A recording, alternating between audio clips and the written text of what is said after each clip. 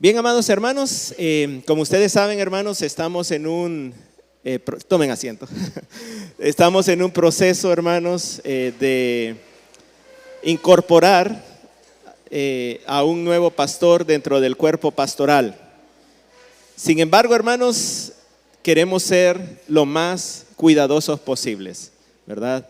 Es cierto, nuestra iglesia necesita de más obreros, necesita de más pastores, necesita de más siervos. Pero en cuanto al ministerio pastoral, la palabra de Dios es bien clara. El hombre debe cumplir varios requisitos que Dios establece.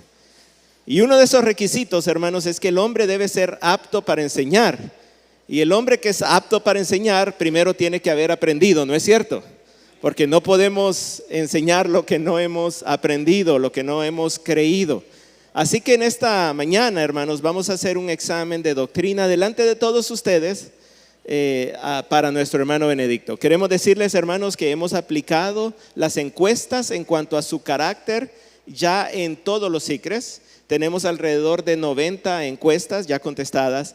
Hermanos, si usted no pudo ir a la reunión de su ICRE ese día, digamos que por algún motivo ese día usted no pudo asistir y no pudo llenar la encuesta, entonces acérquese a nosotros, ¿verdad? Y nosotros podemos permitirle llenar la encuesta. Y también, hermano, si usted no asiste a un ICRE, le invitamos de todo corazón a que comience a congregarse en uno de ellos, porque es el ministerio fundamental de nuestra iglesia, hermanos. Ahí somos discipulados, ahí tenemos compañerismo, ahí tenemos oración los unos por los otros. Así que les invitamos a congregarse en uno de los ICRES, hermanos.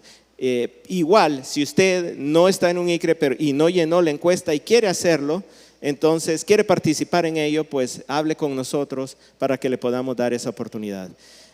Voy a pedir que se pasen, ¿verdad? Se tomen asiento. Vamos a dejar al hermano Benedicto en la silla más caliente, ¿verdad? La del centro. Hermanos, cuando estuve predicando primera a Timoteo, hablé bastante, hermanos, acerca de la importancia de la doctrina. Y solamente quiero recordarles lo que dice ahí en los primeros 5 versículos del capítulo 1 de primera Timoteo. Si no hay sana doctrina, hermanos, no hay predicación que guíe a la salvación, en primer lugar. En segundo lugar, no hay amor sincero, no hay amor no fingido. Y ese amor dirigido a Dios y dirigido al hermano. Sin la predicación de la sana doctrina, hermanos, personas no alcanzan salvación y personas no llegan a amar a Dios y amar al hermano. Así que la sana doctrina es fundamental, es fundamental. Y el hombre que quiera ser pastor debe tener una sana doctrina. Eso creemos, hermanos, aquí en nuestra iglesia. Entonces, la mecánica, hermanos, es que nosotros ya tenemos preparadas varias preguntas. Tenemos 22 preguntas. El hermano Benedicto tiene un tiempo entre 2 y 2,5 minutos para responder cada una. Son 44 minutos por todo, entonces, ¿verdad? Y por esa razón no vamos a dar espacio abierto para que ustedes también hagan preguntas, porque si no, imagínense, ¿verdad? Sería esto bastante extenso, ¿verdad? Aparte de eso, puede ser que el hermano Benedicto en algunas preguntas él se extienda un poco más. Y al final vamos a terminar con la cena del Señor. Queremos decirles, hermanos, que aquí atrás van a aparecer no las respuestas, pero sí lo que dice nuestra declaración doctrinal. O sea, le vamos a hacer a él una pregunta, ¿verdad? Y atrás va a estar la declaración doctrinal, pero él no puede ver hacia atrás. Él tiene que estar viendo hacia el frente, ¿verdad? Y la respuesta va a estar ahí atrás. Hermanos, pero esa respuesta es la declaración doctrinal. No esperen, hermanos, que el hermano Benedicto la diga de memoria, ¿verdad? No se trata de eso. Él viene a explicar, él es como que esté predicando. Cada respuesta que él va a dar va a ser una predicación acerca de ese tema. Entonces ustedes van a ver la respuesta ahí, lo que dice la declaración, pero él no va a estar diciendo eso mismo, sino que él va a estar explicando, él va a estar predicando, hermano. Por eso esto va a ser de edificación para nuestras vidas, amén. Porque vamos a estar escuchando la exposición de la palabra de Dios por medio de este examen de doctrina. Así que así va a ser, hermanos, la mecánica de este examen. Así que vamos a comenzar.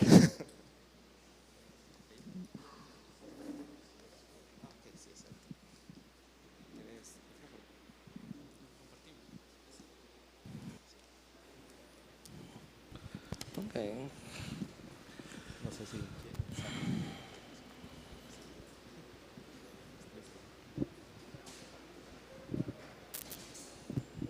bien, Benedicto, ¿listo? Vamos. Probemos ahí el audio, hagamos. 1, 2, 3, probando. Bien, bien, vamos. ¿Cómo están los nervios? Vamos a ver. Helado, está sudando, hermano. Así estuvieron ellos dos también. Sudando. Ok, primera pregunta. Hermano, ¿puedes explicarnos qué es la Biblia y por qué confiamos en ella? Ok, ¿qué es la Biblia? De acuerdo a la enseñanza de las Escrituras, la Biblia es la palabra de Dios. 2 Timoteo 3:16, donde se nos enseña que la palabra de Dios se origina en Dios, ¿verdad? Es el hálito de Dios, ¿verdad? Donde básicamente la Biblia es la mente de Dios, donde Él ha comunicado o ha revelado quién es Él y ha revelado su plan eterno desde los inicios, libro de Génesis, hasta la consumación de su plan eterno en el libro de Apocalipsis. Por lo tanto, como dice, por ejemplo, Jonás 1:1, vino palabra de Jehová a Jonás.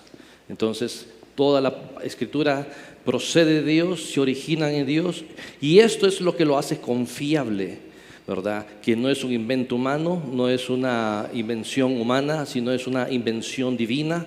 Y por lo tanto la Biblia, siendo divina, tiene ciertas características o atributos divinos que comparte con Dios, de quien procede la palabra de Dios, siendo en este sentido la palabra de Dios la autoridad y la verdad absoluta, como bien enseña el Evangelio de Juan. Santifícalos en tu verdad, tu palabra es verdad, y es la única verdad absoluta de quien procede todo, y es en donde toda presuposición humana de todo ser humano debe estar puesta en la palabra de Dios y no en las filosofías erróneas humanistas. Por ejemplo, Génesis 1:1, Dios creó los cielos y la tierra. No es un proceso al azar, no es un proceso de evolución como enseña, y son presuposiciones claras de verdad absoluta que Dios nos da a nosotros. La palabra de Dios, hermanos, no es un libro de historia, pero tiene toda la historia de la humanidad, tan perfecta, tal cual como Dios la comunica. El libro de la palabra de la Biblia no es un libro de ciencia ni de filosofía, pero en ella encontramos la ciencia tal cual es, como Dios la diseñó, perfecta, que ha sido contaminada por el pecado humano.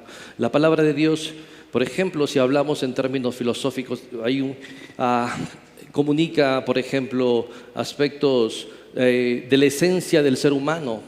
¿Cómo está compuesto el ser humano? Parte material, parte inmaterial, comunica la esencia de Dios a través de la doctrina de Trinidad, ¿verdad? Y esto básicamente en términos filosóficos se le conoce como la rama de la metafísica, que explica o habla la esencia del ser, y esto es ontología en sí misma. Otra área es la epistemología, por ejemplo.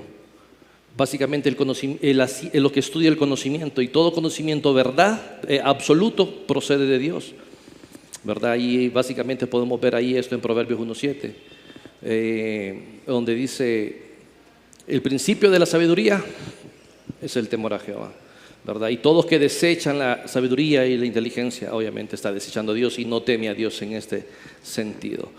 Por lo tanto, la palabra de Dios, hermanos, es algo en cual tenemos que descansar plenamente nosotros, porque es la verdad absoluta, porque Dios es absoluto en ese sentido. Y siendo que es creación de Dios, es inerrante e infalible, no tiene error, no conduce al error a ninguno de nosotros, ¿verdad? Por lo tanto, tenemos descansar en la verdad absoluta que Dios nos ha dado a nosotros.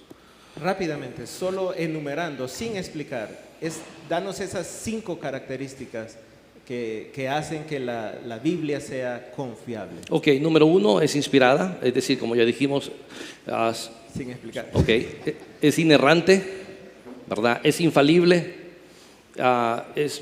tiene vitalidad, da vida al ser humano, ¿verdad? Y es, bueno, podemos mencionar unas, ahí podemos hablar que la palabra de Dios es eterna en este sentido también. Suficiente. Es suficiente. Interesante hablar de la suficiencia de la palabra de Dios en donde debemos de descansar cada uno de nosotros. Sí. Buenos días, hermanos, que el Señor les bendiga. Bueno, titubeé un poco, ¿verdad, hermano? Vamos a ver con esta. ¿Sí? Hermano Benedicto, ¿puede ayudarnos a todos?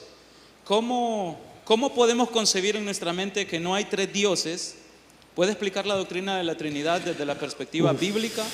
Y por favor pueda enumerar algunas citas bíblicas. Ok, la doctrina de la Trinidad, como bien nuestro pastor Luis Sánchez habla, es una doctrina muy compleja, hermanos, en el cual hay una línea muy corta entre lo que es el panteísmo, que es lo que comunicaba el pastor Luis Sánchez.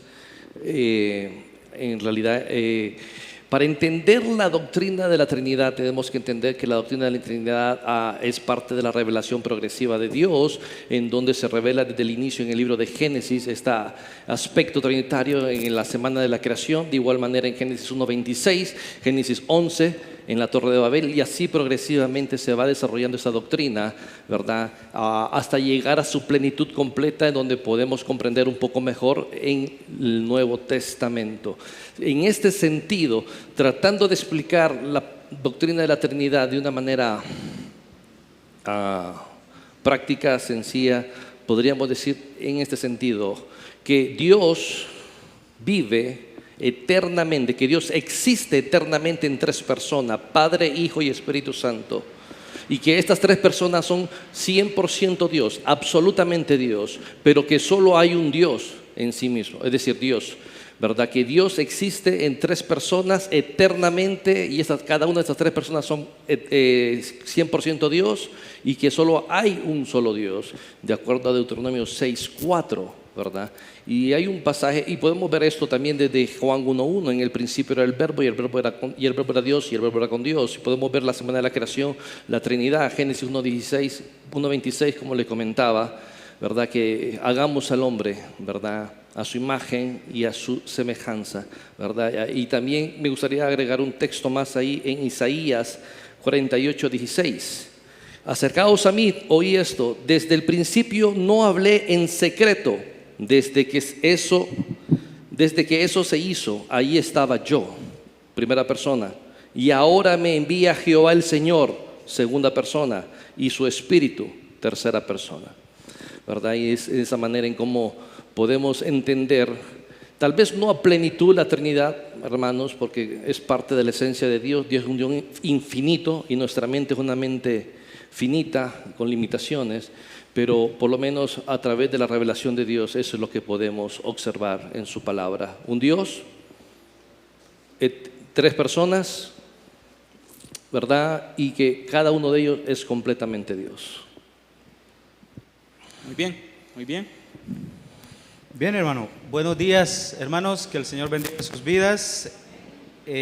Vamos a hacer una pregunta muy importante para nuestro hermano Benedicto en esta mañana. Considerando estas tres personas, hermano, ¿nos puede explicar quién es la segunda persona? ¿Será que la segunda persona es inferior que la primera? ¿Quién es Jesucristo, hermano? Ok, Jesucristo. ¿Quién es Jesucristo? A través de la palabra de Dios podemos entender que Jesucristo es la segunda persona de la Trinidad. La segunda persona de la Trinidad. Y nuevamente, si observamos esto a través de la revelación progresiva de Dios, podemos entender y ver a Cristo a través de toda la palabra de Dios, desde Apocalipsis, desde Génesis hasta el libro de Apocalipsis, porque toda la Escritura nos orienta hacia Él. Y en el libro de Génesis 3:15, por ejemplo, Él es la simiente de la mujer. Génesis capítulo 12, Él es la simiente prometida a Abraham. En tu simiente serán benditas todas las naciones de la tierra. Y podemos rastrear al Antiguo Testamento a Jesucristo como el ángel de Jehová, y así hasta llegar a los evangelios, quien murió por nosotros, ¿verdad? Por nuestros pecados, para justificarnos, ¿verdad? Para redimirnos, para comprarnos del pecado. Y Jesucristo, con respecto a lo que también como indicaba el pastor Nectalí, no es inferior al Padre, ¿verdad? Sino que dentro de la economía trinitaria, las tres personas de la Trinidad tienen funciones diferentes, roles diferentes, ya que en esencia son lo mismo, coexistente, ¿verdad? Mantienen la misma esencia, pero el asunto es ahí que el Padre es el que decreta y el Hijo es el que ejecuta el plan divino de Dios en este sentido, ¿verdad? Por lo tanto, no hay ninguna inferioridad en la Trinidad, sino una diferenciación de funciones entre cada persona de la Trinidad en este sentido. Y siendo entonces, Señor, ¿quién es nuestro Señor Jesucristo? Para concluir, increíble, hermanos. Increíble es ese nombre donde tenemos que pensar y meditar mucho. Jesús. La palabra Jesús viene de la raíz hebrea Yeshua. Eso lo podemos ver en Salmos 3, versículo 7, en donde Salmos 3, versículo 7 traduce la Biblia salvación. Y eso es lo que significa el nombre Jesús. Dios salva. Y después viene Jesucristo.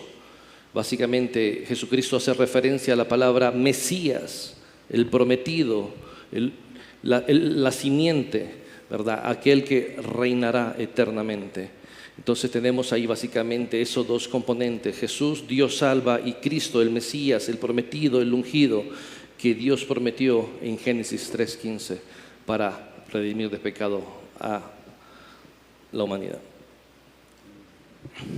¿Cómo van las revoluciones cuando habla Benito? ¿Se entiende, hermanos, o le pedimos que hable un poco más despacio, más rápido? Va bien, ¿verdad? Un poquito más despacito. Está bien, entonces, ok, sigamos, sigamos. Hermano, ¿qué enseña la Biblia en cuanto a la creación y el propósito del hombre? Ok, la palabra, podría yo decir esto en base a la palabra de Dios, que a través de la revelación de Dios, a través de la palabra de Dios, vemos en la palabra de Dios dos etapas de la vida del hombre: su grandeza, Génesis capítulo 1, capítulo 2, y su miseria, cuando entra en pecado.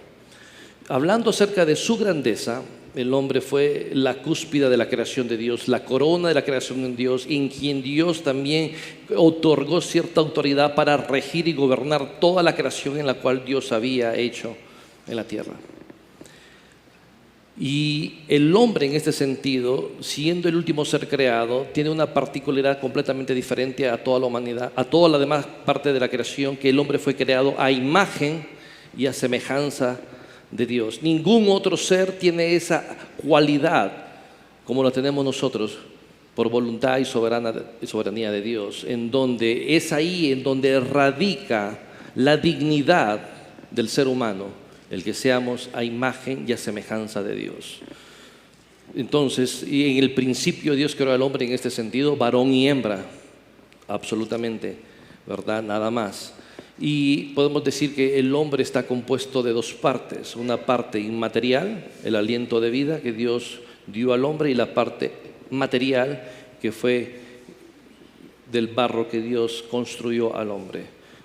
Entonces Dios lo creó santo, sin pecado, y como parte también de toda la creación lo creó con apariencia de vejez. O sea, lo creó ya hombre, no como un niño, sino como un hombre en sí mismo, ¿verdad? En quien entiendo fue el único ser humano que tuvo una relación increíble con Dios, en el sentido de que no había pecado en ese momento. Por su desobediencia entra la miseria del hombre en la historia de la humanidad, capítulo 3 del Génesis, en donde todo empieza a verse afectado, toda el área del ser humano, toda el área del hombre se ve afectada por causa del pecado. Toda área de la vida de todo ser humano se ve afectado por el pecado, y eso fue lo que sucedió con Adán. Su mente, todo fue afectado por el pecado, y empieza a vivir la miseria del pecado en ese sentido, en donde necesita ser rescatado por Cristo, obviamente en su plan soberano. Y podemos ver entonces que a partir de ahí en adelante, desde Génesis 3, el hombre va incrementando en su perversidad, en su pecado, en su maldad. Y Génesis 5 nos habla de que los hijos de Adán, a partir de ahí, fueron nacieron bajo la imagen de Él, en este sentido. Hombre, en este sentido, todo hombre estamos pecadores en Adán, ¿verdad? Porque todos procedemos de Adán, como dice Hechos 17, que de una sola sangre ha hecho todo el linaje de la tierra. Por lo tanto, todos procedemos de Adán, siendo esta realidad, todos estamos en pecados, ¿verdad? Por lo tanto, la necesidad de ser redimidos en Cristo Jesús. Pero el que tengamos pecado y el que nazcamos en este sentido en la imagen del Adán, no significa que hayamos perdido la imagen de Dios, porque en Génesis capítulo 9, versículos 3, nos habla que el hombre aún es portador de esta imagen. Y en el libro de Santiago lo dice claramente y lo confirma, en donde, ¿cómo es posible que con una boca que adoramos a Dios, maldecimos al hombre? ¿Verdad? Adoramos a Dios y maldecimos al hombre que fue hecho a imagen y semejanza de Dios. Hermano, en una sola oración, porque te faltó contestar eso, ¿cuál fue el propósito de la creación del hombre? El propósito de la creación del hombre, el propósito de Dios para la creación del hombre es la adoración de Dios en todo momento de su vida.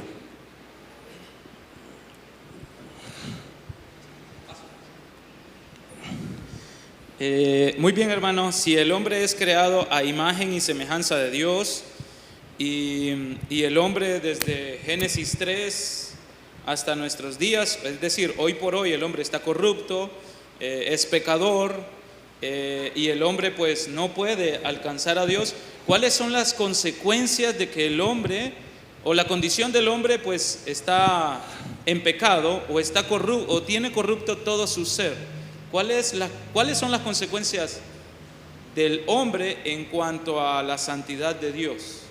Ok, básicamente el hombre ante la santidad de Dios está separado completamente, siendo que el hombre, estando en una naturaleza pecaminosa desde su básicamente concepción, como lo dice Salmo 51:3, ¿verdad? Está separado y está condenado y es merecedor de la ira de Dios plenamente. ¿Por qué? Porque el pecado lo esclaviza. Básicamente Efesios capítulo 2, versículo 1 al 3 nos habla que somos esclavos del mundo, esclavos de Satanás y esclavos de los deseos de la carne, esclavos de la naturaleza pecaminosa, en donde entonces no podemos haber una alianza entre Dios y el hombre, pero tenemos que morir a nuestros pecados, que es lo que se representa en el bautismo, para una nueva resurrección, una nueva vida en Cristo Jesús, en donde Dios nos santifica en este sentido, ¿verdad? Y no sé si nos santifica a través de su palabra, a través de su evangelio, ¿verdad? Nos santifica de manera posicional en Cristo, como dicen en sus cartas, Efesios 1, por ejemplo, Pablo, apóstol de Jesucristo, ¿verdad? A la iglesia, a los santos y fieles que están en Éfeso, ¿verdad? Estamos santos en Cristo Jesús, ¿verdad? En ese sentido, no por nuestros méritos, no por nuestro trabajo, sino es por la obra redentora de Cristo en la cruz del Calvario. Entonces, pero el hombre en pecado no hay nada, no hay, Salmo dice 14, no hay quien busque a Dios, no hay quien quiera saber nada de Dios, ¿verdad? Así que el elemento de la salvación tiene que ser un aspecto de una obra de un solo ser, y este ser es Dios, en quien tomó de manera activa la disponibilidad soberana de poder ir al rescate del hombre en pecado, que es lo que vemos en Cristo cuando vino a la tierra. Brevemente, hermano, entonces, si el hombre es pecador, está en pecado y separado de Dios, y esa es su condición, brevemente, ¿qué es lo que merece el hombre delante de Dios? Ok, lo que el hombre merece delante de Dios básicamente es su ira. Y eso es lo que podemos ver en Apocalipsis 20, el juicio del gran trono blanco, en donde todos aquellos que no reconocieron a Cristo como Señor y Salvador serán resucitados para el día de la ira, para el juicio de Dios eternamente, ¿verdad? Donde sufrirán eternamente y experimentarán eternamente su ira. Y eso es todo lo que todo hombre realmente merece, a no ser por la obra redentora de Jesucristo. Amén. No sé si es el calor, hermano, pero yo me siento más nervioso que Benedicto, creo. Pero creo que es el calor. Hermano, mencionó la obra redentora de Dios, mencionó a Jesucristo como nuestro Salvador. ¿Cuál es el papel, hermano, del hombre? Porque mencionó que Jesucristo es el que salva, pero que tomamos nosotros como hombres alguna parte en esto de la salvación, perdemos nosotros la salvación, hacemos méritos para ganar salvación, nuestras obras ayudan en la salvación. ¿Cuál es el papel realmente o cuál es el punto de la gracia de Dios en nuestras vidas en el hombre? Ok. En Efesios capítulo 2, versículo 4 vemos esto aquí, ¿verdad? Que dice de la siguiente manera: pero después de describir la esclavitud del hombre al pecado, en el versículo 4 se establece un contraste de la obra de Dios, soberana de Dios, en el proceso salvífico del hombre, ¿verdad? Lo negativo contrastado con lo negativo, que es la obra del hombre que está en pecado y esclavitud, con lo positivo que Dios hace a favor del hombre. Pero Dios, que es rico en misericordia y por su gran amor con que nos amó, aún estando nosotros muertos en pecado, nos dio vida juntamente con Cristo. Por gracia sois salvos, y juntamente con Él nos resucitó. En este sentido, el hombre no participa, no contribuye en lo absoluto en el proceso de la salvación. Y si el hombre participa en algo, en lo único que participa, que es un ser completamente depravado, una naturaleza completa pecaminosa, y que ha estado ofendiendo a Dios desde que nació. Por lo tanto, es lo único que podría participar en su pecado para que sea rescatado por Dios por medio de la gracia. Y no hay ninguna participación activa del hombre, visto desde Efesios capítulo 1, versículo 4, diciéndonos que Dios nos escogió a nosotros y diciéndonos también el tiempo de esa elección de Dios, que fue antes de la fundación del mundo, quien Dios determinó, ¿verdad?, salvar al hombre en este sentido. Por lo tanto, el hombre no juega ningún papel en el proceso de la salvación. Es una obra exclusiva y absoluta que Dios hace en la vida del hombre. Bien, hermano, entonces, considerando todo lo que ha dicho acerca de Dios, acerca de las Escrituras, de la condición original, de la condición actual del ser humano, ¿cuál es el mensaje de salvación? ¿Cuál es el Evangelio? ¿Qué es lo que todos nosotros necesitamos escuchar y el mundo necesita saber? Ok, si definimos el Evangelio, podemos definirlo en dos áreas de acuerdo a la palabra de Dios. La palabra Evangelio es una palabra compuesta que significa un buen mensaje. La pregunta aquí es, ¿cuál es el mensaje? ¿Cuál es el contenido de ese mensaje? ¿Cuál es la esencia del Evangelio? Y de acuerdo a 1 Corintios 15:3, si no me equivoco, que básicamente la palabra de Dios nos muestra. Permítame ir allí a la carta a los Corintios,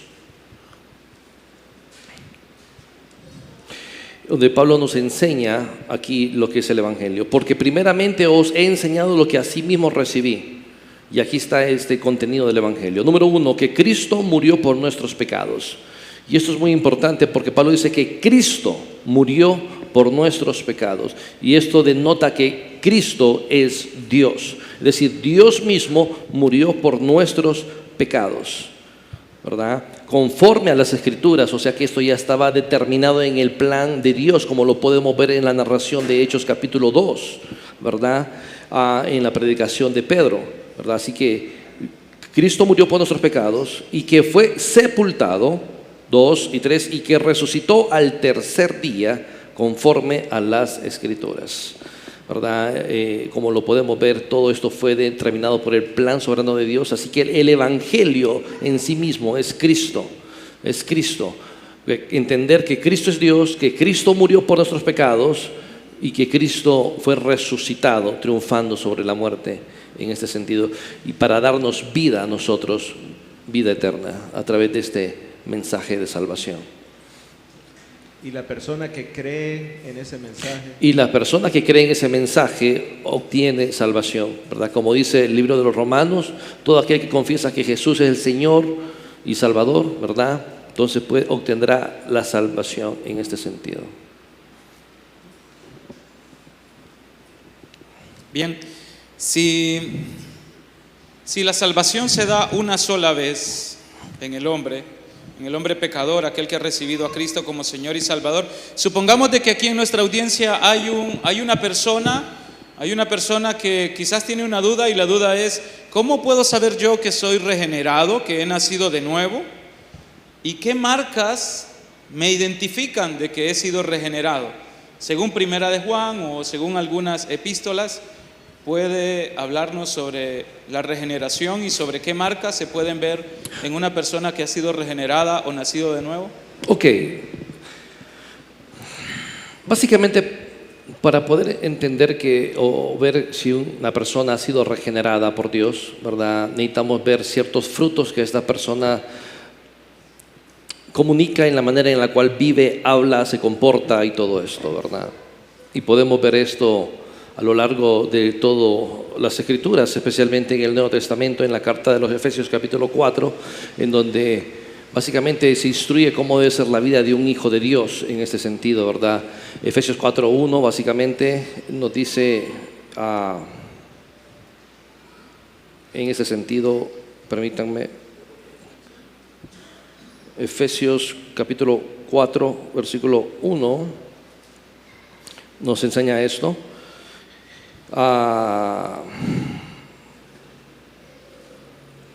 Efesios. Creo que la de papel es más rápida. Ya la encontré yo. Dice sí. Aquí está. Dice: yo pues preso en el Señor os ruego que andéis como es digno de la vocación con que fuiste llamado.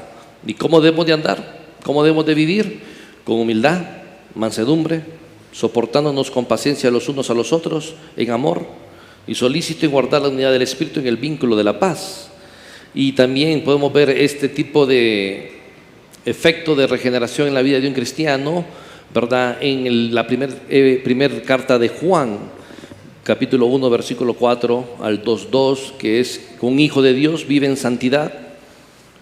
Primera de Juan capítulo 3, versículo 3 al versículo 6, que un hijo de Dios, un verdadero cristiano, desea obedecer la palabra de Dios. Y un hijo de Dios, ¿verdad?, no ama el mundo, y que un hijo de Dios ama a los demás, no solamente a los cristianos como Cristo nos enseñó, sino que amemos aún a nuestros enemigos en ese sentido, pero que amemos también a nuestros hermanos. Un mandamiento nuevo os doy, que os améis unos a otros como yo os he amado. Entonces se despliega en la primera carta de Juan una serie de evidencias de una persona regenerada en cómo debe vivir una vida. Porque el problema es que muchas veces pensamos esto, hermanos: ¿cuáles son las evidencias que buscamos los hombres si una persona es salva? Va a la iglesia, lee las Escrituras, estudia la Biblia, conoce la palabra de Dios, se involucra en las actividades de la iglesia, pero ninguna de estas la Biblia afirma que son evidencias claras de una regeneración en la vida de un creyente. Por tener una mala percepción de estos elementos, entonces, sucede lo que para mí es lo peor que un hombre puede estar viviendo una vida, creyendo que va para el cielo cuando va para el infierno en realidad. Porque estas no son evidencias de una regeneración, sino las que mencioné previamente: santidad, obediencia a la palabra de Dios, no amar al mundo, amar a los hermanos, ¿verdad? En este sentido, también como Efesios capítulo 5, versículo 2 dice: andad en amor, como Cristo también nos amó a nosotros. Bien, y puede salir otra duda en algún hermano. ¿Puede la regeneración ser obtenida por méritos humanos, recursos humanos o metodologías humanas, o meramente es una obra de Dios? La regeneración es una obra exclusiva de Dios. Solo Dios puede hacer esta obra, siendo que el hombre está en una naturaleza pecaminosa, no tiene la capacidad ni para buscar a Dios, en ese sentido.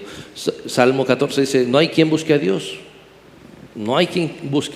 ¿verdad? En ese sentido, todos se desviaron a una, ¿verdad?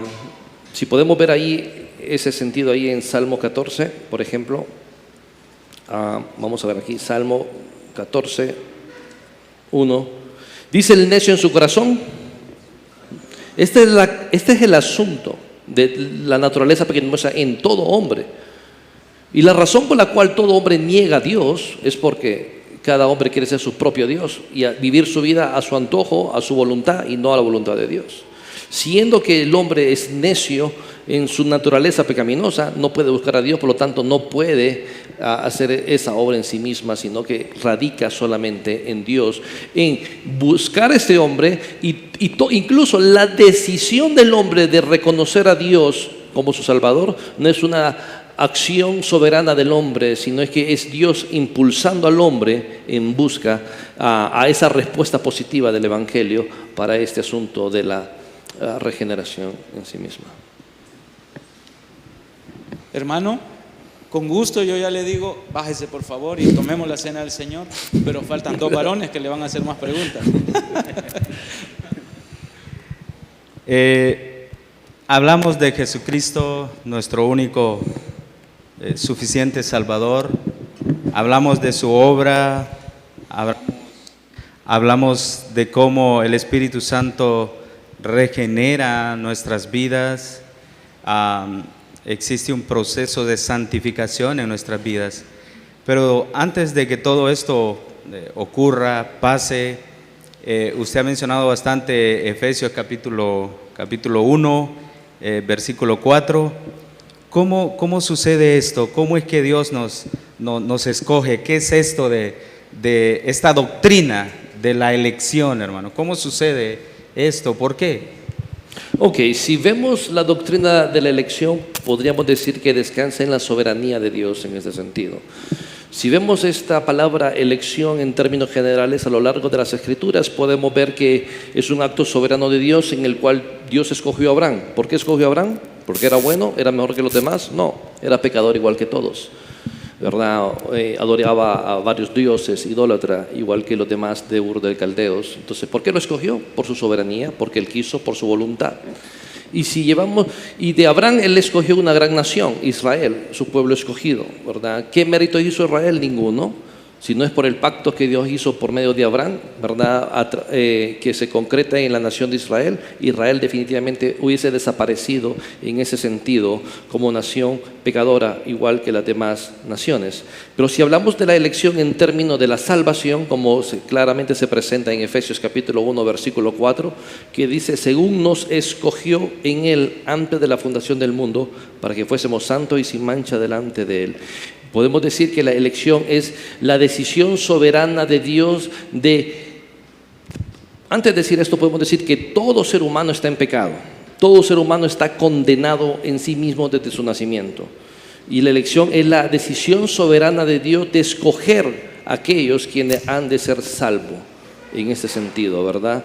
Y esa decisión la toma Dios. Dios escoge a quienes deben ser salvos en Cristo Jesús en este sentido, ¿verdad? Y observe esa palabra, escogió. No es que escoge en el presente, no es que escogerá en el futuro. Es una acción soberana que ya fue ejecutada completamente en el pasado, ¿verdad? Dios ya predeterminó en este sentido, la elección del hombre.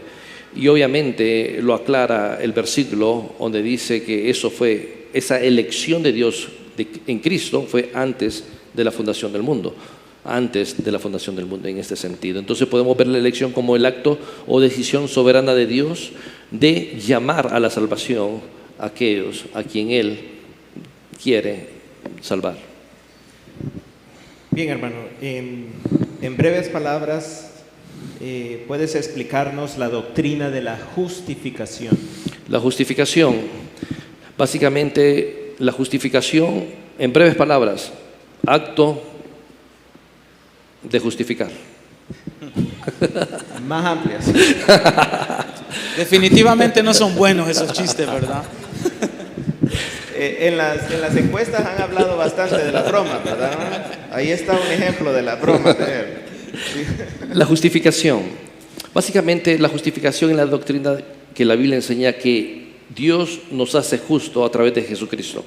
Romanos 5, antes de entrar a Romanos 5, capítulo 5, versículo 1, el libro de Romanos es muy interesante porque básicamente del capítulo 1 va a desplegar que el judío es pecador, es injusto, el gentil es injusto y en conclusión toda la humanidad es injusta y por lo tanto merecedores de la ira de Dios y del juicio de Dios. Pero en Romanos capítulo 5, versículo 1, básicamente está esa esperanza que vemos ahí, que dice: justificados pues por la fe tenemos paz para con Dios por medio de Jesucristo. Es Cristo quien nos justifica a nosotros, en este sentido, a nosotros, ¿verdad? Cristo nos justifica, ¿verdad? Cristo nos presenta justos delante de Dios. En este sentido también creo que puede converger una doctrina muy preciosa y hermosa, que es la doctrina de la sustitución, en donde cuando estamos en Cristo, Dios no nos mira como pecadores, sino como santos en Cristo Jesús, siendo que Cristo ha ejecutado esa justificación, nos ha presentado justo delante del Padre. ¿Cuál es el intercambio que hay en la justificación? Básicamente que el hombre se hace justo y que Cristo pecador. Es decir, que Jesús absorbe el pecado del hombre en este sentido. En Cristo recae el pecado del hombre y esa acción hace que el hombre en este sentido sea justo. El proceso de la justificación, que el hombre sea justo delante de Dios. Es decir, que cuando Dios mira al hombre, básicamente está viendo la justicia de su Hijo Jesucristo en nosotros, ¿verdad? Y no el pecado que fue absorbido o depositado en este sentido en Jesucristo. ¿Dónde quedaron esos pecados? ¿Mande? ¿En dónde quedaron esos pecados? ¿Dónde quedaron esos pecados? O sea, en ese intercambio recibimos la justicia de Cristo y Él recibió nuestro pecado. Okay. ¿En dónde quedaron esos pecados? ¿En dónde quedaron? Permítame. ¿En dónde quedaron? Ok.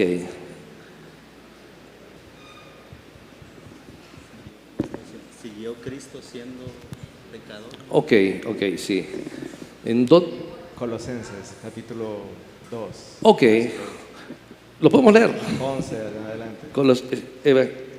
Carta a los Colosenses, capítulo 2.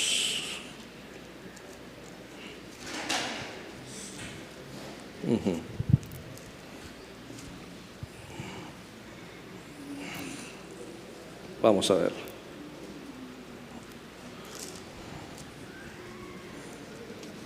Aquí estamos.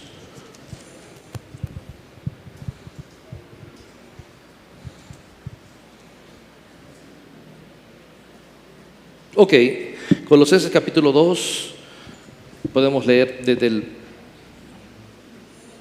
versículo 12, versículo 11, Colosenses 2:11. En él también fuiste circuncidados con circuncisión no hecha en mano, al echar de vosotros el cuerpo pecaminoso carnal en la circuncisión de Cristo, sepultados en él, en el bautismo, en el cual fuisteis también resucitados con él mediante la fe en el poder de Dios, que levantó de los muertos, y a vosotros, estando muertos en pecados y en la incircuncisión de vuestra carne, os dio vida juntamente con él, perdonándonos todos los pecados y anulando el acta de los decretos que había contra nosotros, que nos era contraria, quitándola en medio y clavándola en la cruz, y despojando a los principados y las potestades, los exhibió públicamente, triunfando sobre ellos en la cruz.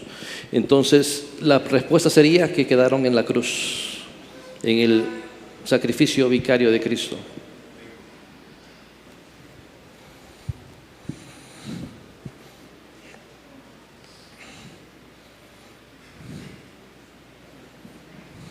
Bien, hermano, continuamos. ¿Cómo se siente?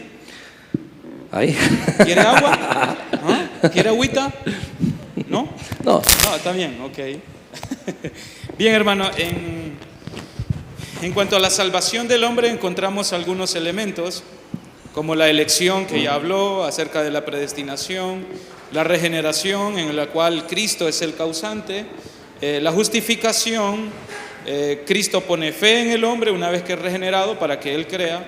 ¿Puede hablarnos, hermanos, por si alguien tiene alguna duda acerca de la santificación del creyente? Y puede hablarnos de esos dos aspectos que en la Biblia podemos encontrar. Ok, básicamente la santificación es que Dios pone aparte al hombre para su servicio exclusivo en este sentido, ¿verdad? Separa al hombre del pecado, lo separa de la esclavitud del pecado, ¿verdad? y lo pone a su servicio. Y dentro de la santificación podemos ver dos elementos importantes, que es la santificación posicional. Todos somos santos en Cristo, en este sentido, sin haber hecho algo a favor de esa santificación. El simple hecho de venir a los pies de Cristo, reconocerlo como Señor y Salvador, automáticamente nos santifica a nosotros en Él, ¿verdad? Y eso es lo que vemos en cada una de las salutaciones de las cartas que Pablo escribe. Pero también tenemos lo que es la santificación progresiva, en donde el hombre es responsable de ir santificándose en Cristo cada vez más a través de la obediencia de la palabra de Dios, a través de reflejar el Evangelio en su vida, a través de poder reflejar a Cristo a través de su vida en ese sentido, ¿verdad? Como lo dice la tercera carta de Juan, por ejemplo. Primera carta de Juan, capítulo 3, versículo 6, dice de esta manera: el que dice que permanece en Él, que permanece en Cristo, debe de andar como Cristo anduvo, ¿verdad? Entonces, básicamente, cuando somos santificados en Cristo, y cuando somos santificados progresivamente, nuestra misión es ser cada vez más como Él, parecernos cada vez más como Cristo. Y esto es a través, ¿verdad?, de la obediencia de su palabra, que es responsabilidad de cada uno de nosotros. Muy bien, rápidamente, hermano, según Efesios 4:22, ¿qué es lo que el hombre debe de matar? ¿Qué es lo que el hombre debe de expulsar? ¿Qué es lo que el hombre debe de tratar y de luchar una vez que está en esa santidad progresiva? Ok, el viejo hombre debe de despojarse completamente del viejo hombre, ¿verdad?, para poder revestirse del nuevo hombre que es en Cristo Jesús. Bien. Bien, hermano. ¿Pueden los creyentes tener seguridad de su salvación? Absolutamente. ¿Puede mencionarnos también algunas citas bíblicas? Ok, básicamente podemos ver aquí en Efesios, ¿verdad?, capítulo 2.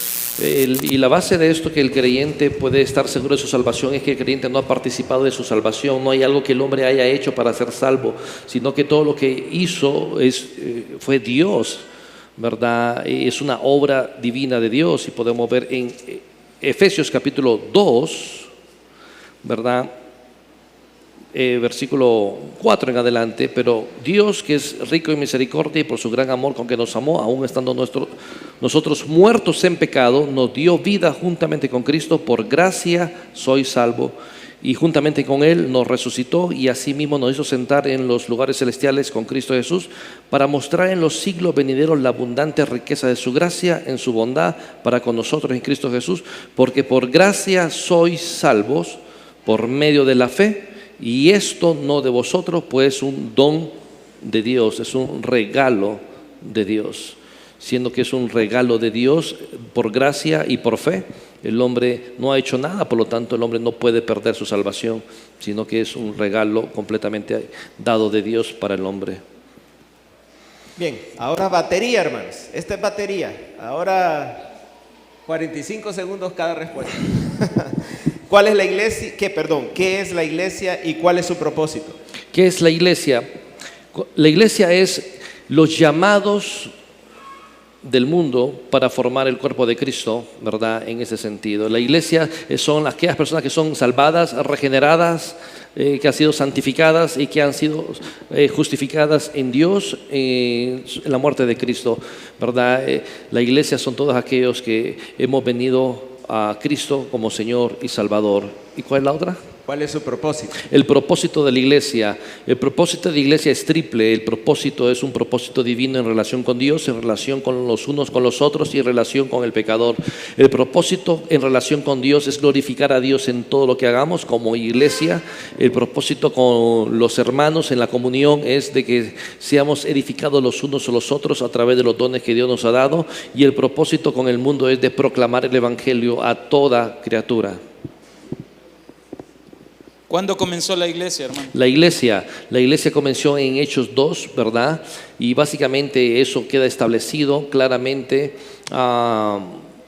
no hay duda de juicio que la iglesia comenzó en el periodo del Nuevo Testamento, porque en Mateo 18 Jesús dice, yo edificaré.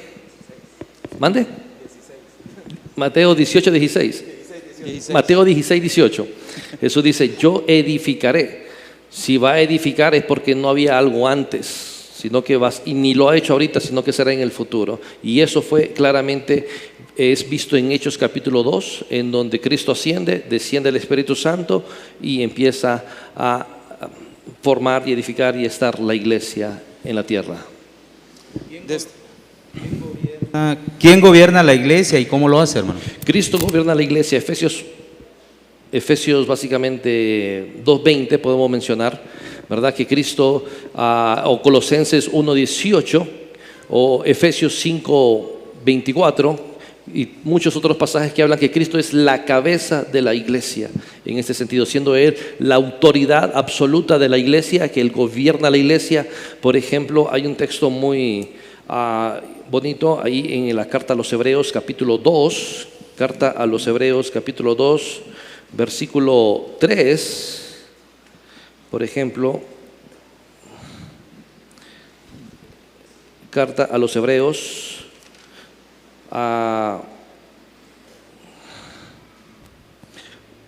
podemos mencionar Hebreos 13:20, perdón. Y el Dios de paz que resucitó de los muertos a nuestro Señor Jesucristo, el gran pastor de las ovejas, por la sangre del pacto eterno. En este sentido, Cristo es la autoridad de la iglesia, quien gobierna la iglesia, pero Cristo, en base a Efesios capítulo 4, versículo 11, gobierna su iglesia también a través de los dones que Él ha dado, y esos son los pastores que Él ha dado a la iglesia para que gobiernen a la iglesia en este sentido. Básicamente los pastores son autoridad delegada por parte de Dios, por parte de Cristo, que Cristo mismo ha dado a la iglesia en este sentido. ¿En qué consiste la autonomía de la iglesia local? La autonomía de la iglesia local consiste que no puede haber injerencia exteriores dentro de la iglesia o cualquier otra entidad que pueda controlar o gobernar o decir a la iglesia qué hacer o qué no hacer, ¿verdad? Esto es la iglesia se gobierna a sí misma, ¿verdad? Es en el sentido que es gobernada por Cristo a través de sus pastores y no puede ser controlada o obedecer a otros agentes externos fuera de ella en ese sentido. ¿Cómo qué otros agentes externos? Bueno, organizaciones, gobiernos podemos mencionar, ¿verdad? Instituciones que son paraeclesiásticas no pueden controlar o gobernar la iglesia, sino que se gobierna a sí misma a través de Cristo y de sus liderazgo, sus pastores. ¿Cuándo alcanzará la iglesia, a pesar de que está en una santidad progresiva en este tiempo, cuándo alcanzará la iglesia perfección o plenitud? ¿Hasta cuándo? La perfección esta perfección será alcanzada a través del arrebatamiento de la iglesia, en donde los muertos en Cristo se resucitarán primero y los que habremos quedado seremos glorificados en Cristo con cuerpos glorificados, y básicamente ahí alcanzaremos esta perfección en este sentido de fuera de pecado absolutamente. ¿A qué está llamado cada miembro en la iglesia? Cada miembro de la iglesia está llamado a servir, ¿verdad? Y esto es algo muy interesante que también lo podemos ver en la tercera carta de Juan, en donde dice versículo 5, tercera carta de Juan, versículo 5, amado, fielmente te conduces cuando prestas algún servicio a los hermanos y especialmente a los desconocidos. El servicio es lo que está llamado cada creyente, y el servicio cada creyente lo hace a través de los dones que Dios ha repartido según su voluntad. El que enseña en la enseñanza, el de exhortar en la exhortación, ¿verdad? Por eso Dios capacita a la iglesia a través de los dones para que sirva los unos a los otros, siendo todo un cuerpo, siendo edificados todos nosotros como un solo cuerpo a través de cada uno de los dones que Dios nos ha dado en este sentido. ¿Cree que están presentes actualmente, hermano, los dones de milagros o de señal dentro de la iglesia? Creo que no están presentes los dones de milagro y de señal, y puedo poner dos argumentos, uno de observación y uno bíblico. El de observación, no he visto ningún milagro todavía yo, no he visto un muerto ser resucitado, por ejemplo. Pero si somos un poco más serios, a nivel bíblico existen los dones milagrosos en este sentido, porque tales dones fueron dados a los apóstoles para autentificación del mensaje que ellos proclamaban del Evangelio, como también podemos ver una pequeña cita bíblica que nos puede hablar de esto. Si me permiten, vamos a ver.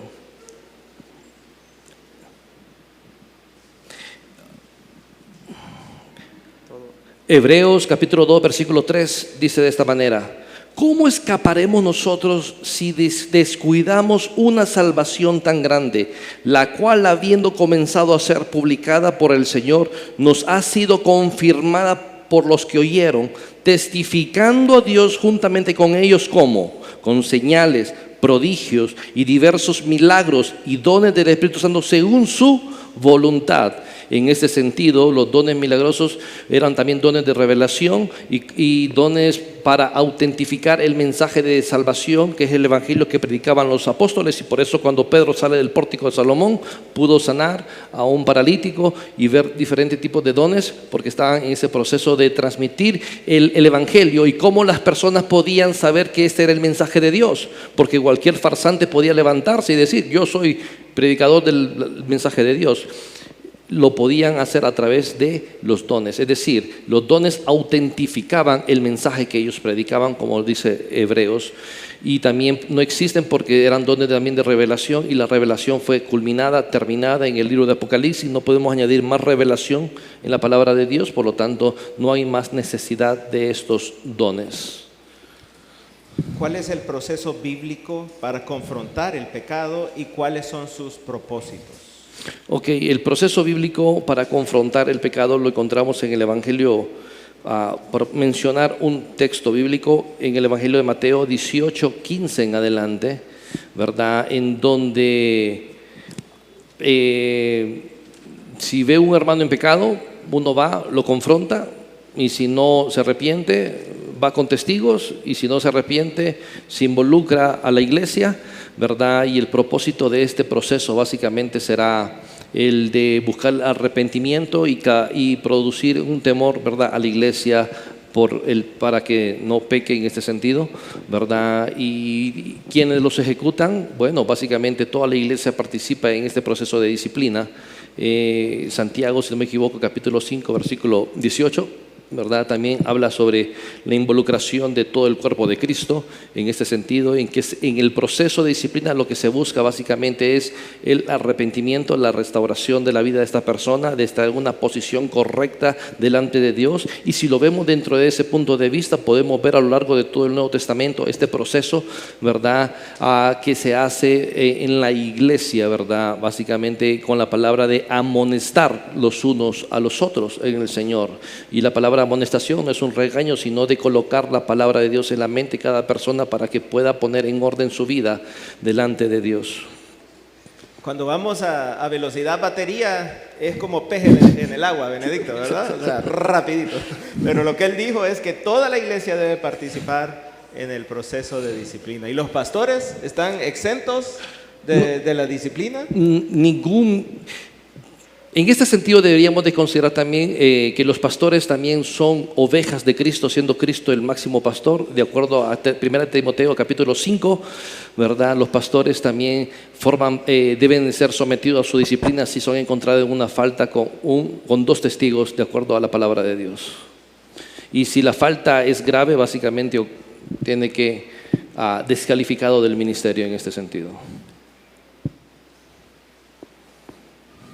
¿Puede mencionar, por si hay alguna duda o algo que aclarar quizás brevemente, puede mencionar algunos puntos de vista del rapto o del arrebatamiento de la iglesia y puede mencionar cuál es su postura, hermano? Ok. Hay tres posturas en el rapto: pretribulacionalista, que es antes de la tribulación; mitribulacionista, que es en medio de la tribulación; y posttribulacionista, que es en medio de la tribulación. Las dos últimas no encuentro un sustento bíblico adecuado bajo una hermenéutica, una interpretación histórica, gramática, literal, en donde puedan concebirse estas ideas, y de las cuales no son ni populares en el ambiente cristiano, ¿verdad? Porque realmente no tienen un sustento bíblico. Sin embargo, la única, que es la primera que mencioné, pretribulacionista, que la iglesia es arrebatada antes de la tribulación, tenemos una abundancia de referencia de textos bíblicos con referente a esto en el plan de Dios, ¿verdad? Uno de ellos, 1 Tesalonicenses capítulo 4, donde narra que la iglesia será arrebatada, y esa no es una idea rara o en el texto bíblico, ¿verdad? Literalmente la palabra que utiliza ahí Pablo es la palabra arpazo, que tiene que ver con una arrebatación violenta, y que de hecho esa palabra es usada en Evangelios y también es usada en el libro de los Hechos, cuando dice que Felipe fue arrebatado, ¿verdad? Y fue puesto en el camino del etíope, ¿verdad? Para predicar el Evangelio, y después fue llevado a otro lugar. Tiene esa misma idea. Entonces mi postura es que la iglesia va a ser arrebatada antes de la tribulación, ¿verdad? Como claramente lo dice 1 Tesalonicenses capítulo 4, ¿verdad? Para ser reunida con el Señor en los cielos, ¿verdad? Y después proceder a ciertos aspectos escatológicos, después de ahí a la boda del Cordero, después a su descenso al reino milenial con el Señor Jesucristo. ¿Puede volver a mencionar de manera despacio las tres posturas que mencionó? Pretribulacionista, la iglesia arrebatada antes de la tribulación; mitribulacionista, la iglesia arrebatada en medio de la tribulación; y posttribulacionista, la iglesia arrebatada después de la tribulación. Muy bien, hermano. ¿Pues qué? Bien, hermano. Para seguir avanzando, ¿qué es ser un cristiano? ¿Qué significa ser cristiano, hermano, bíblicamente? Ok, ser cristiano es una persona regenerada, salvada, regenerada, santificada, puesta aparte por Dios, y es una persona que sirve a los demás, ¿verdad? Con los dones que Dios ha dado a esta persona en este sentido. Ser cristiano literalmente es vivir una vida como Cristo la vivió, como claramente lo expresa la primera carta de Juan, capítulo 3, versículo 6, que ya lo leímos previamente. Bien, hermanos, todo esto está quedando en Facebook. Les invito, hermanos, a volverlo a verlo para reexaminarlo. Nosotros, los tres, vamos a estar examinando las respuestas que él nos ha dado, y lo vamos a dejar con la última, que va a dar paso a la celebración de la cena. ¿Cuáles son las dos ordenanzas de Cristo, o hay más ordenanzas de Cristo para la iglesia? Ok, las dos ordenanzas de Cristo es el bautismo y la ordenanza de la Santa Cena. La ordenanza del bautismo básicamente es un bautismo cristiano, es un bautismo bajo inmersión, como lo vemos en Hechos capítulo 8, cuando Felipe bautizó al etíope, ¿verdad? Y este bautismo es un testimonio de un creyente que pone o coloca o comunica su fe en su Señor Jesucristo, quien murió, resucitó, y que fue crucificado, murió y resucitó en la cruz. Y en ese testimonio, en el proceso del bautismo, el creyente se une a Cristo, ¿verdad? En su muerte del pecado, y resucita, ¿verdad? Para una nueva vida en Cristo, pero al mismo tiempo es una identificación en comunión con la iglesia local, como lo vemos en Hechos 2:30, 32 más o menos, después de la predicación de Pedro, que le preguntaron: ¿y qué haremos? ¿Verdad? Y la respuesta es: bautícese, ¿verdad? Cada uno en el nombre del Señor Jesucristo. Entonces también es una comunión e identificación con la iglesia local en este sentido, siendo la Santa Cena la conmemoración y proclamación de la muerte de Cristo en la cruz del Calvario, donde derramó su sangre por nosotros. Y esta proclamación y conmemoración tiene que hacerse hasta que Él regrese, ¿verdad? Y esta conmemoración tiene que ser examinada por cada uno de nosotros antes de tomar la cena, ¿verdad? Porque si no, dice la palabra de Dios, algunos ya duermen, en 1 Corintios, ¿verdad? Reflexionar sobre nuestra confesión, nuestros pecados, ¿verdad? Y confesarnos a Dios. Y básicamente, y algo bello que podemos ver ahí, que esta es una comunión también con el Señor, ¿verdad? Jesucristo, y entendiendo que los elementos de la Santa Cena, el pan y el vino, solo son representación de la sangre y del cuerpo de nuestro Señor Jesucristo. Amén. Bien, hermanos, vamos a pasar a la celebración de la Cena del Señor.